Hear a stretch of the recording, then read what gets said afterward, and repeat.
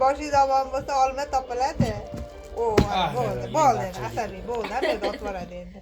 Sezgandim. Men millayni yaxshi ko'raman. Gulnoz martda keladi. Ha. Hayitdan keyin keladi. Asha bayramga to'g'ri kelib qolar ekan.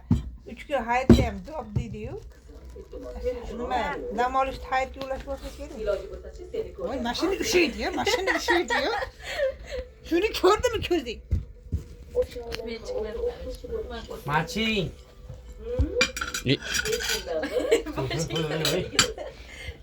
Nima qilyapsiz? Asal qantim. Asal qantim.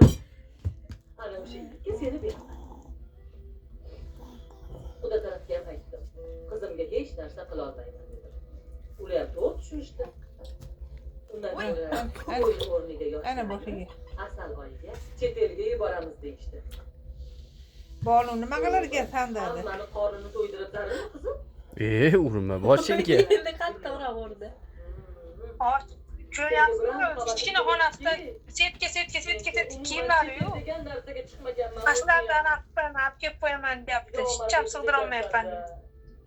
Qanaqa kiymaydi u.